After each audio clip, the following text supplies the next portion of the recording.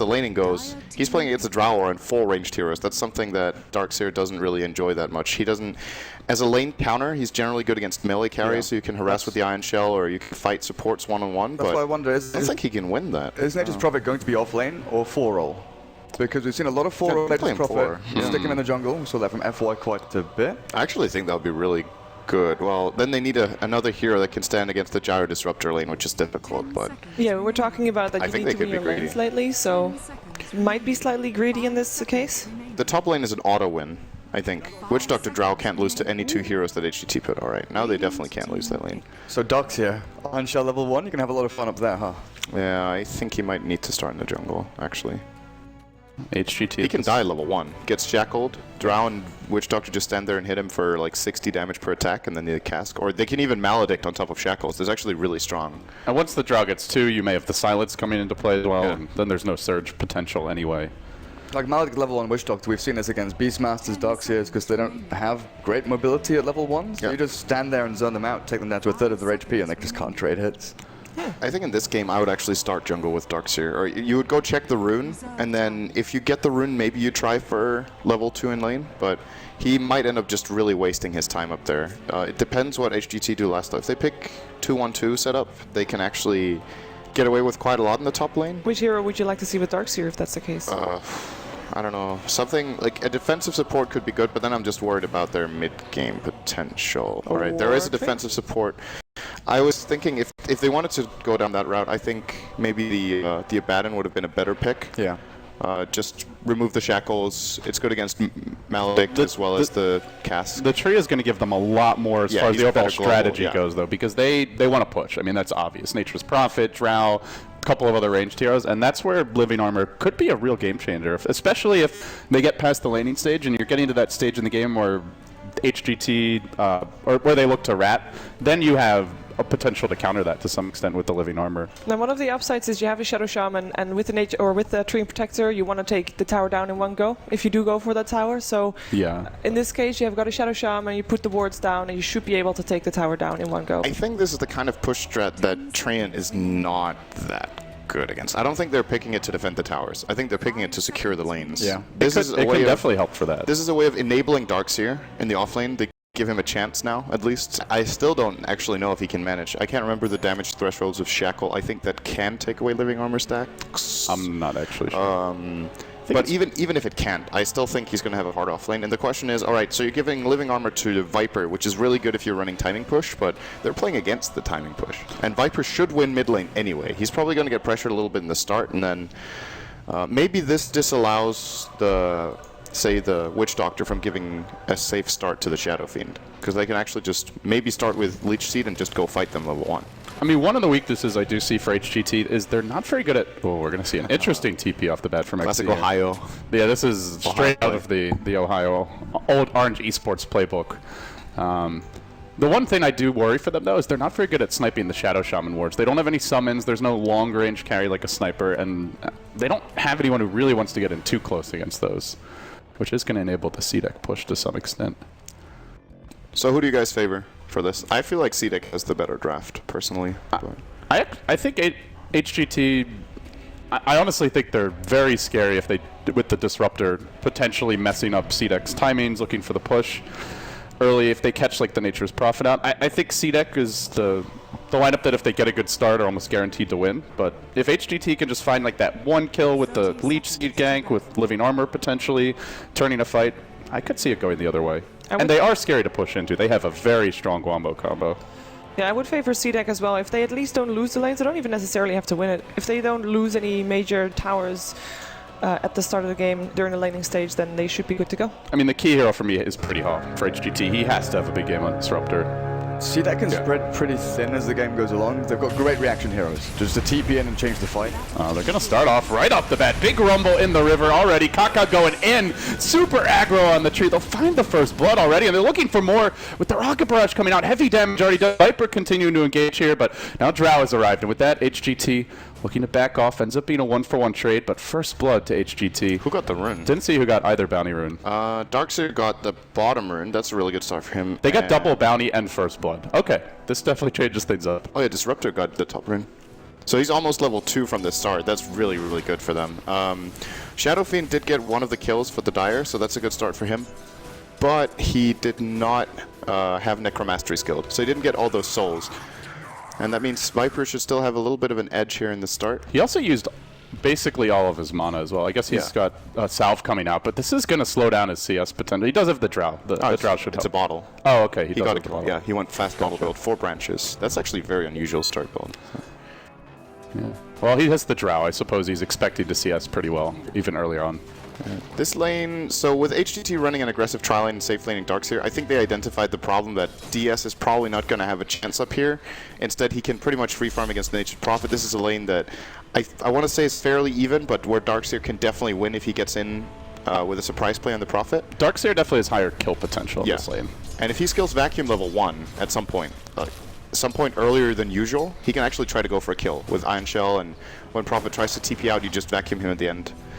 Yeah, and he's going to be pressuring the tower a lot here, just constantly killing off the wave. You'll see the creeps coming in. He's zoning the Prophet back nicely now.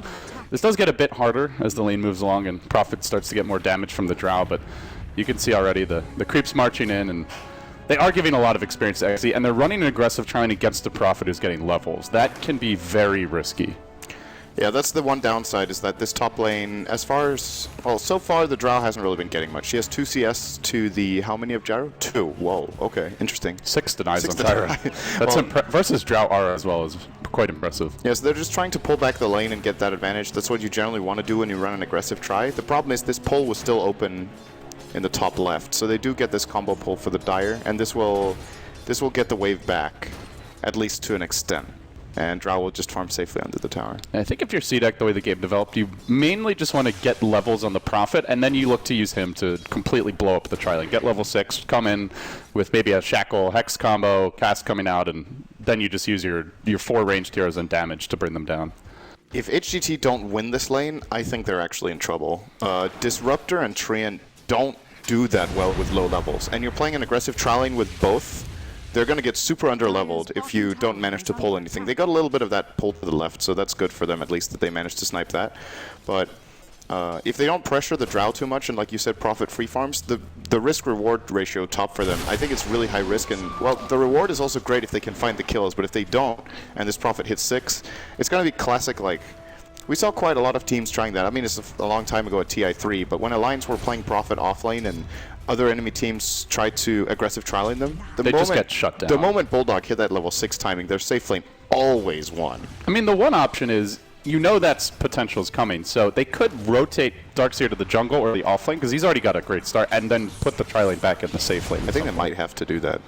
And we do see Shiki starting to collect himself here mid. Had a bit of a rough start versus the Viper, but now with the bottle, the boots out, he can just start spamming these waves, and Air used basically all of his mana on just constant poison tech harass. So things are starting to level out mid. For now, Viper holding a very slight CS lead, just evens it up here. Darkseer significantly ahead bottom. It's to be expected at this stage of the matchup. Drow's actually out farming Gyro. I feel like this is what can't happen for HGT when they run a lane like this. They're getting out farmed on the carry. Their supports have 0 CS against a 6 CS Witch Doctor and a, well, 1 CS Shadow Shaman. Good cancel TP there. Would have been a potential kill. Does he have a skill point in reserve, or has he already? No, he's already used all skill points. Yeah. Could have potentially killed the Prophet with a point in vacuum, as you mentioned, but can't really guarantee you're going to find something like a Haster and catch him out of position. It's kind of a risky build. Well, Shadow Fiend on top now, as far as the CS charts go. So much for the great early start the Viper has. And again, this is just the Drow factor more than anything coming into play. And I think also the level 1 fight favored Shadow. He got the first, he didn't get first blood, but he got a kill. And Viper used a lot of his mana on the level 1 fight, I think, on poison attack. That's true. I think he attacked like 6 or 7 times, and that means that's 140 mana that he doesn't have when he comes to the lane. So his harassment is very limited, and Shadow got an instant bottle. He already has Treads minute 4:49. This is really, really early. This is basically the stage of the matchup where, unless they gank, Shadow Fiend's just going to turbo farm and pull way ahead of the Viper. And Viper can't really go on him unless he misses a raise, because then there's the counterplay kill potential from a triple raise. Prophet is getting close, actually has the 6. This is, the one thing is when he TPs out, if it doesn't work, then Darkseer can really pressure the tower. But if he finds those kills, then it's going to be well worth it. Darkseer is the He's the bright point for HGT right now. He's doing well. I want to point out he has an early TP, and he is actually pretty scary now with the new and improved wall. So maybe Prophet ganks, but XTT also comes and disrupts the trident. Looks like they want to make their go, maybe. The Prophet ult comes out. Aggressive going to run in. Cast starts bouncing. Here comes the TP from Darkseer. He's already moving his way in. Might be able to turn this one a little bit. Kaka's up in front, and they get onto Aggressive quickly. Now starting to pursue the other way. Surge coming through, trying to engage, but that Witch Doctor Heal just doing so much work. One-man army. XTT trying to push these other heroes back. They'll return for Q, but already a 2-for-1. A win for CDEC, and this is with the Prophet still at the bottom rune. Now the Gust back. They try to turn this one again. The cast bouncing beautifully out too. XTT getting forced out of here. He's going to go in with the wall, try and single-handedly take down 3 heroes, but he can't quite do it. It looks like one more auto attack. They wipe the tri-lane. They also get the kill here on the Darkseer. That was disastrous. Oh my god. And he was ready too. He TP'd in almost instantly. Really good casks that fight, I felt. And then a great gust towards the end that just completely shut them down. It's pretty crazy that they managed to win that 4-for-0 without Prophet getting involved. He didn't even port in. He only used his ults. Yeah, he walked to the bottom rune, picked up a rune, then just headed back towards the lane. But well, hey guys, do you need my help for this 4-on-3? Oh, we're good. Just stay in your bottom lane. We have Drow and 3 ranged heroes. We'll be fine. Yeah, but the Witch Doctor heal, like you said, really important there. I don't know, was that a level 1 or a level 2 heal? Because it's level 2. He seemed to out-heal. Yeah, he must have been level 4 when that happened. He wouldn't have got 2 levels from that. So he could actually almost out-heal the Ion Shell. Yeah, unfortunately, I have DC'd here, so I can't look at the numbers myself right now. But it's 70 damage per second. Yeah, so that's about he's healing 50 after reduction. 24. And he heals for 20. It's about half. So he takes away half the Ion Shell's power. Which is a lot. The problem with Darkseer porting in like that is that he doesn't have time to precast a shell. Because if they have 2 shells there, if there's a shell on the Treant and on the Darkseer, they win that fight. They run them over, but it wasn't an option. It's also the stage of the game where normally a gyro would be level 6, and that ultimate would completely change a fight like that. But it's the downside of the aggressive Trent lane. You don't get his early levels. As well as the Drow finding quite a few denies in the lane. Yeah, now they have to play the recovery style where they swap their tri-lane around. But you would have liked to do this before that fight, not as a reaction to it. Exactly. It's also what we talked about. When Prophet hits 6, it's going to get scary. Maybe they should just swap the lanes before it happens, and they get the right idea. But it's after they lost 4 heroes and like 2,000 gold, so I don't know. And as we're seeing here from our dedicated observer, that is likely an early medallion coming out for CDEC. And they can rush. They can rush super fast, yeah. They have the ward. I don't even think they need the wards, but they have the wards, the Shadow Aura, Drow Aura, Treants to tank, Witch Doctor Heal. I mean, it's just tailor-made for Roshan, really. Yeah. They could probably do, if he gets a medallion around minute 10, they could probably kill Roshan in 20 seconds, I guess, which is very fast at this point in time. I mean, this is pretty much a dream start for CDEC. They give up first blood and they lose both bounty runes, but everything else has gone their way. That team fight top, they've done pretty well in the laning stage as far as keeping the equilibrium back top and getting good levels on the Drow. Both of their supports hit level 6 nearly now. Q about halfway there, and already looks like Garter claimed it, so they're in great position to Deathball. Once the Shaman wards come out, that's where HGT start having to make very difficult decisions. They're going to have the Shadow Fiend mech, the Medallion, probably the early Aegis.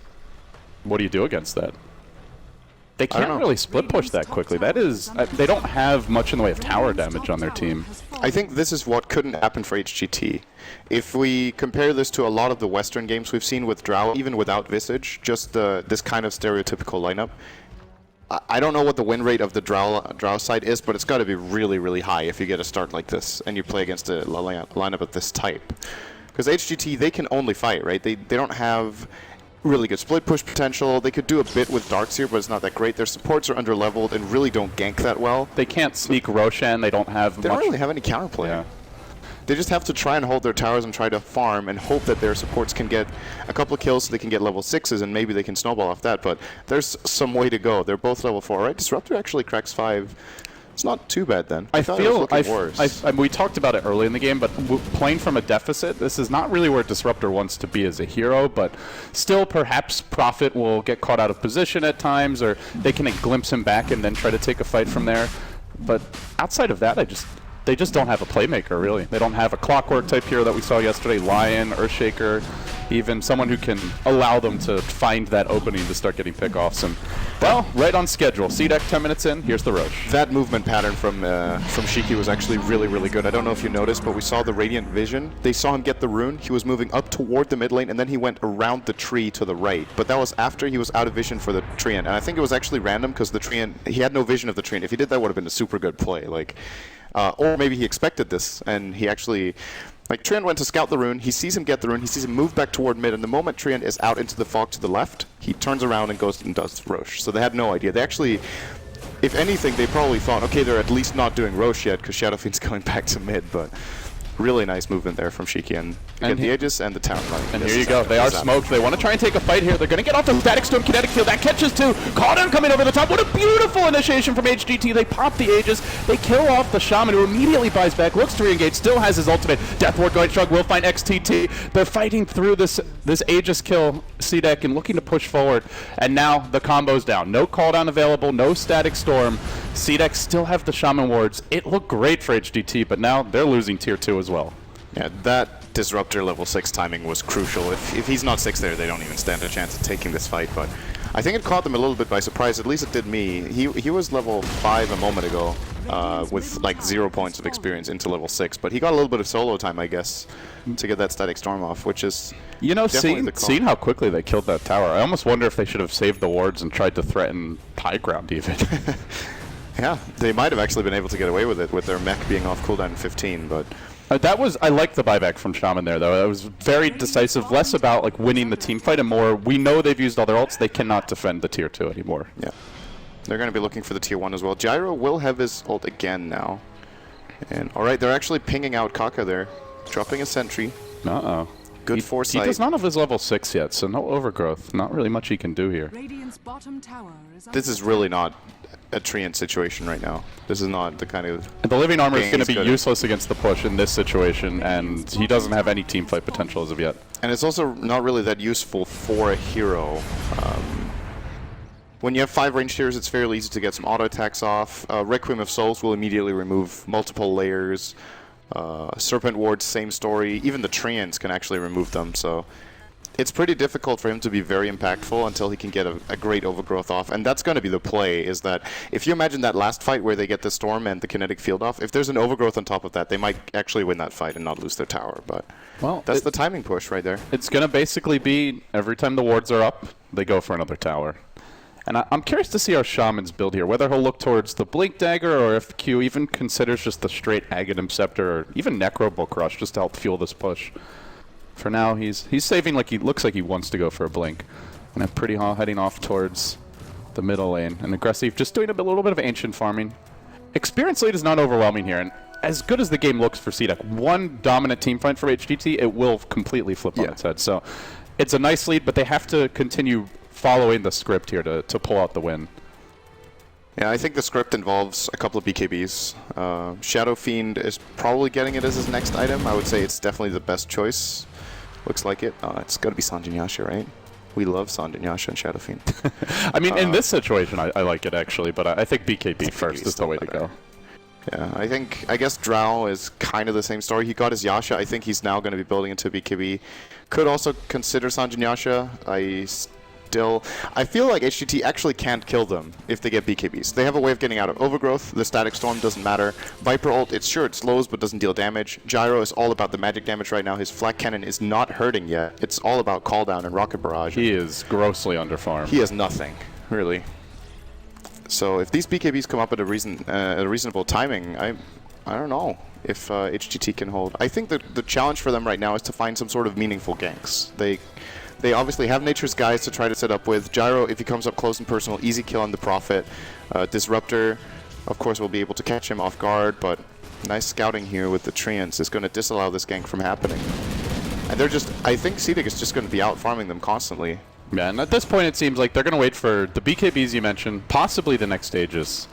Maybe they just go for a tier 2, then try to break the base with the Aegis, but it's going to be that... Oh, this could be big. A fight around the big objectives type of situation. They are looking to go in here with the tree, and he gets off the overgrowth on 2. But XZ's TP'd in. They surge air forward. Then he decides he wants to run away, but now he's sprouted. He ain't going anywhere. In come the Shaman wards from the side. They got off the Darkseer wall, but not really the best. Death Ward flying through in the meantime, zoning everyone out. Gyro down, overgrowth down. Here comes the tier 2 push. Do not have Shaman wards for high ground. Disgusting damage. It is. They don't bet this is without the Shaman wards, by the way. Yeesh. And once again, they could maybe have tried for high ground here, but this time around there's still a Static Storm available, and I think that makes the risk a little bit too high. They're close to BKBs. This is very, very solid and good decision making. Your favorite item. Oh, I love this. Well, if you're getting SNY, 15 minutes is a good timing. Yeah. What I really dislike is when we see a lot of, actually a lot of the players, even in 30-minute this tournament. SNY, yeah. I think 3 games we've seen a Shadow Fiend get SNY at 30 minutes. I mean, no wonder he's got 2 and 13 score in this tournament. I know. Get something useful. Where are you now? SNY fan. What's the win rate of Rodovatos? It can't be worse than the 30-minute SNY. How about Vanguard? That's the real question. Vanguard's okay. Well, I guess Merlini might be coming in tonight, then we can fight up over that. We're going to make a no Vanguard hating policy here. He's not allowed in the studio if he's going to flame. Show some respect. HGT will smoke up now. They're looking to find an opening here, but I mean, look at CDEC. They are just so far back. I don't think they actually saw the smoke, but it's more just the map is very much empty of HGT heroes. Do have lane war top, seeing nobody's in the neighborhood. HGT just not going to find anything with this one. It's understandable that they try to go for this. They haven't taken a tower. They have no map presence right now. They have to try to find something to snowball off, but they don't. Oh, I love this, by the way. The trees. It's just, you like the Vlads? I like the Vlads, okay. Yeah. So I feel like this item in general is still underrated. It got a lot more popular over the last year. I mean, it's 5 range tiers with Drow Aura and Lifesteal. That's pretty good. You probably wouldn't have seen this with the old Vlads for this kind of lineup. I still feel like in a lot of games it would have been worth it. Like, just the damage and the armor aura for the 2,000 gold it used to cost is still, or 2,075, whatever. It's a little bit more expensive now, but gives the ranged aura. I think it's really good. It's great against Flak Cannon at some point when that's going to be a threat.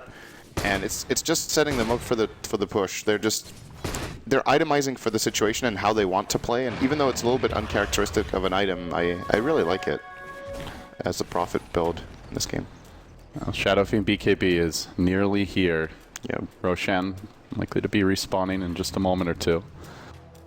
Maybe 4 minutes if they get unlucky. But even then, they'll have the Shadow Fiend BKB. The Drow can work towards her next item. Oh, wow. Where did that come from? Oh, the naked no boots. Okay. I don't mind that.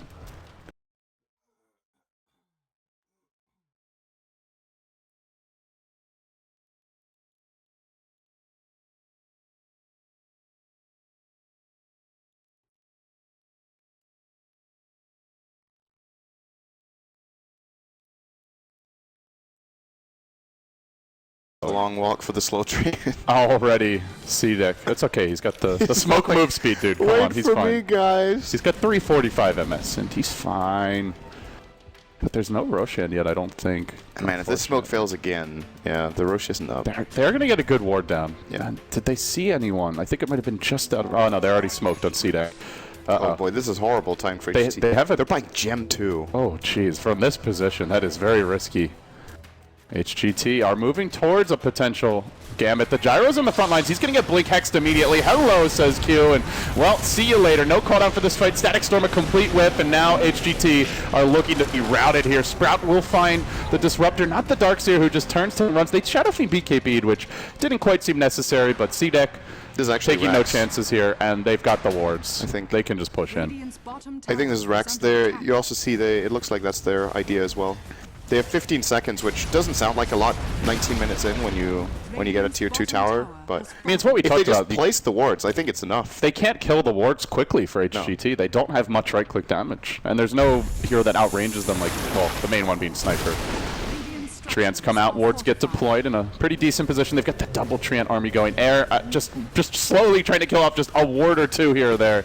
They're not committing their heroes, though. It seems they decide not to risk it, because Roshan could be up now, and I think that's the main issue here. CDEC, they don't want to lose a big team fight and then possibly HGT allowed to get Aegis or force out some CDEC buyback. Yeah, and only Static Storm is down. So, in hindsight, I thought they were going to be a little bit faster than this and that they would at least get the tower. Honestly, they probably could have made it work, but it's just a bit risky. Yeah. From this position, why take that chance? I wasn't accounting for the glyph when I thought they were going to be able to get that tower really fast, so... But they trade Mass Serpent Wards for glyph. I still feel like that's a good trade. There's Yeah, no 'cause- tier 1 towers they want to claim to give the glyph cooldown back, so... And they're going to have Aegis and wards before that glyph cools down. Yeah. And then they can look to break the base. HGT actually need to pull off a miracle fight to hold that. I think they're like 15,000 gold behind now. This has got to be like 15k. And I think they're Oh my God. almost exactly. Yeah, I think you looked at the graph first. No, before I you actually said it first. You're I lying, swear. Sin. I swear. I never You're lie. lying. I'm not a liar. Like you. Hey, be nice now. Oh. But, I mean, the big issue is you're saying they need the miracle fight. They have one good ward out near the Roche pit. That is fair, but no tier 2s to stage an attack from. I don't even know if they have a smoke left on HGT. Maybe one at this point, but I think they're out. it's starting to run very thin. 3 minutes and 20. They won't have a smoke for the Roche fight unless there's one already in someone's inventory, which I don't believe there is. Nope. They're in trouble. They are starved. And they actually... They don't even have any really meaningful items going into this fight apart from the mech on the Viper. Gyro is still 1,300 gold away from a BKB at minute 21. And really can't fight into... Even with a BKB, can't really fight into the lineup. He's just going to get right-clicked down. The amount of farm he's going to need now is still... There is actually no way HGT win this game without winning a team fight really convincingly. It's the only way they come back in it. And I feel like in order for them to win a team fight, CDEC has to severely mess it up. Yes. They can't just like, oh, throw our bodies at them and hit our ults and we're going to win. Yeah.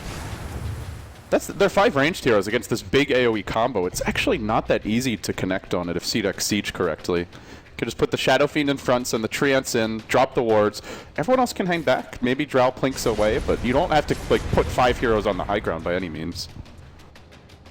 And it's pretty difficult to imagine how CDEC will lose this fight. But if they do, they will probably lose it by like 1 or 2 kills, and that's still not going to be enough. That's the problem. Like when HGT kind of need to win this fight like 4 or 5-0 or 4-1 or something really convincing to get at least some sort of grip back into this game. It's very difficult to see that happening. Witch Doctor almost finishes off his Glimmer Cape. To be a little bit, he's going to look fabulous with that on. He actually needs it. He already looks fabulous. Well, he kind of needs a cape. Oh, he's a bit of a hunchback, actually. He needs to work on his posture. This is gods. The hair needs a little work, but he's got the posture down pat. And that's me saying that. I still don't. I still don't have the best You're living posture in a the glass house, to be fair. Yeah, I really am. The Hunchback of Denmark. Golem, get you gone. Only the dankest memes here from Cinder. I had decent posture there. Why is it screen black? All right, there we go. Yeah, you kind of slumped. It wasn't that bad. It was pretty bad. Thanks, production. Whoops, he says. Great. No, definitely an accident. All right, CDEC, here we go. The big smoke gambit. If they find a kill here, this will be Rax, possibly even 2 lanes. They do have the tree blink dagger, but it's just so hard to see them finding a perfect fight, and it simply must be perfect. This is very imperfect. They're going to gust air. Now the Prophet will coming out. He is one of the tankiest heroes. Tries for the TP out, but they find him, hex him up, surround him, and raise him down. Easy for CDEC. And now they just go high ground. One of the better heroes to kill off the mech carrier. Viper dead for 40. Has buyback, but how much will it really matter? I think they should actually maybe go bottom here. Yeah, they're going to rotate as well. I think it's a better call. The tower is almost down. They know there's no glyph. Oh, wait, never mind. Living armor. Living armor Yeah. that all the way up. Okay. Even CDEC maybe It's not still realizing a better lane to siege for them. It's a safer position. harder to hit that combo here as well. Yeah, the Good attack angle is positioning. bad. Look at the Shadow Fiend, just all the way to the south of the tower. Almost impossible to get in onto Shiki. I really like the way they're approaching this one. Viper will buy back. They're going to throw out a nuke on Shiki. Aggressive isn't pretty far forward, but for now he's going to be just fine. Shiki has the BKB mech. Aggressive, I believe, has the Aegis. They're going to use a Force Staff here to try to initiate. Now the cooldown coming through. Requiem looking to counter a lot of the outgoing damage. Aggressive will turn this as well, just marching forward together with XZ. They lay into the range Rex. They'll finish that off. Now looking for pretty heavy right-click damage from the Nature's Prophet himself. Now the Rex about to fall completely. Melee down. Q getting shackled up and, well, actually will be dealt with in the end. But to what avail? Already the GGs come out. CDEC, this just looked very scripted, honestly. Everything goes according to plan. Prophet hits 6. Ults, they wipe the tri-lane. They roll up all the towers. They take Rosha with an early medallion. They win the lanes with the Jawara. Just a classic drought draft, it felt like, with a nice little twist with the Nature's Prophet. And as far as structure goes in the game, I think this is the best the best executor strategy we've seen all tournament on this stream. You know, I'm starting. They made like no mistakes. I'm starting to feel like Drow Ranger